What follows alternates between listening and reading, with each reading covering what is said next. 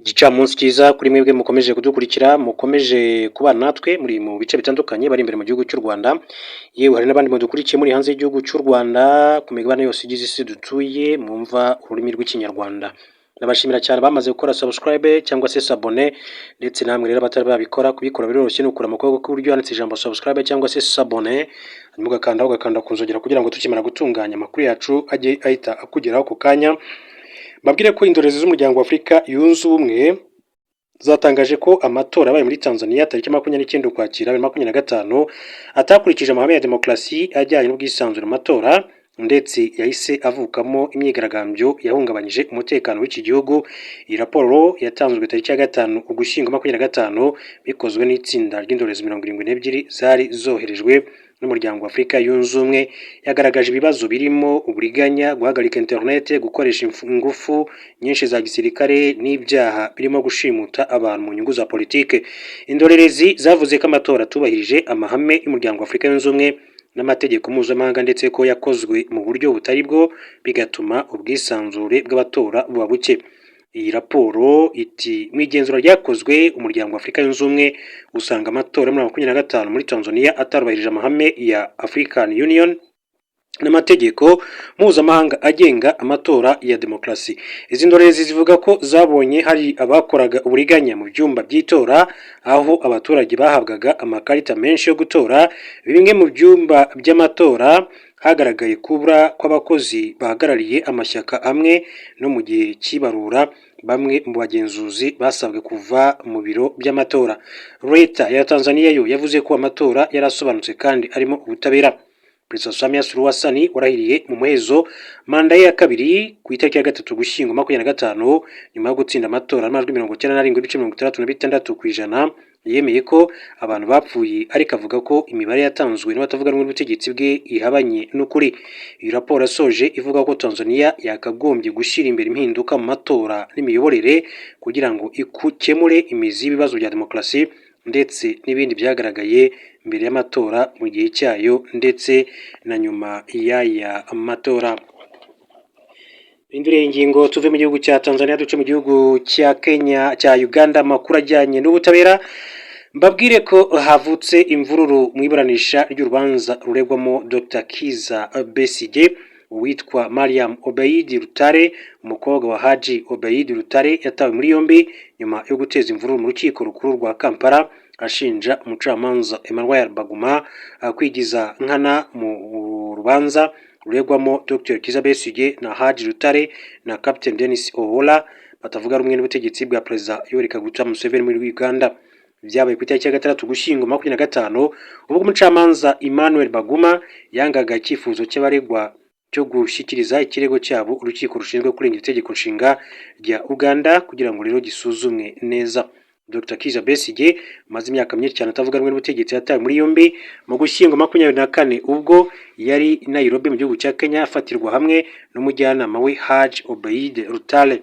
Icyo gihe bari bagiye mu muhango wo kumurika igitabo cy'umunyapolitike Martha Karua, aho bombi bahise rero bafungwa bakurikiranyweho ibyaha birimo kugambanira igihugu n'ibindi bihuzwa n'umugambi wo gukura Perezida Yoweri Kaguta Museveni ubutegetsi. Mu mashusho yakwirakwiye ku mbuga nkoranyambaga, Mariam Rutale usanzwe ari umunyamategeko yatwawe shishi itabona n'inzego z'umutekano kubwo guteza imvururu mu rukiko mu rusaku rwinshi, agira ati twategereje umwaka wose none yapfuye ubusa. Ibi rero byari ikinamico ya politike, ati mujyane iyi kinamico yanyu muri sinema bakinemo filime. Urubanza rwabo rukurikirwa n'abantu benshi cyane bo mu gihugu no ku rwego mpuzamahanga, kuko hakiri impaka kwibahirizwa ry'amategeko muri icyo gihugu cya Uganda.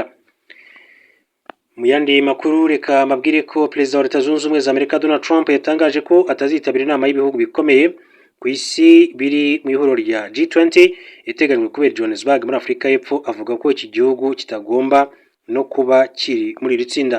Ijambo yavugiye mu nama y'ubucuruzi ya America Business Forum yabereye i Miami kuwa gatatu, Trump yavuze ko yahisemo kudahagararira igihugu cye muri iyo nama kuko ngo Afurika y'Epfo idakwiriye kuba ikiri muri G20 kubera ko ibihabera ari bibi. Ati nababwiye ko ntazajya muri iyo nama, ntabwo nzahagaragarira rwose, nzahagararira Amerika. Bwana Trump akunze kwibasira ubutegetsi bwa Perezida Cyril Ramaphosa amushinja kurebera ubwicanyi bukorerwa abazungu bakomoka muri iki gihugu. Itsinda rya G20 ryashinzwe mu mwaka w'1999 rigamije guhuza ibihugu bikiri mu nzira y'amajyambere byari bitangiye kuzamuka mu bukungu. Afurika y'Epfo kugeza ubu ifite umwanya w'ubuyobozi muri G20, nicyo gihugu rukumbi cyo ku mugabane wa Afurika kiri muri iri tsinda ry'ibihugu bikize ku isi rya G20.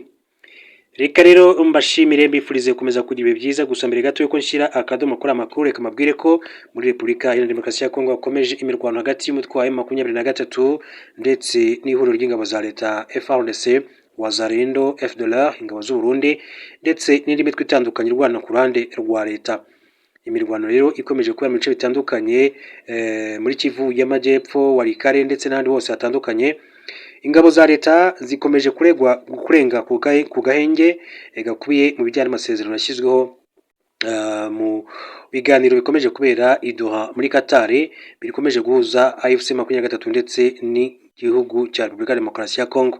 Ni amasezerano ateganyaga ko nyine agomba kuba gahenge kugira ngo ibikubiye muri amasezerano byose bizashyirwa mu mukono kugira ngo akarere ka Afurika y'Uburasirazuba by'umwihariko muri Repubulika Demokarasi ya Kongo mu burasirazuba bwaho haboneke amahoro. Hagati aho ngaho ariko ni nako nakubwira ko ari amasezerano yasinywe hagati y'igihugu cy'u Rwanda na Repubulika Demokarasi ya Kongo, yasinyiwe i Washington DC muri Leta Zunze Ubumwe za Amerika, ndetse bikaba binateganyijwe ko muri uku kwezi abakuru b'ibihugu byombi, Perezida Felix Tshisekedi wa RDC ndetse na Perezida wa Repubulika y'u Rwanda Paul Kagame nabo bazahurira muri Amerika kugira ngo bashyire umukono ku masezerano agamije kurangiza intambara ndetse n'umwuka mubi hagati y'ibihugu byombi. U Rwanda mu byo rwasabye harimo gusenya burundu umutwe w'iterabwoba FDLR wagiye ugaba ibitero bitandukanye ku butaka bw'u Rwanda mu bitandukanye.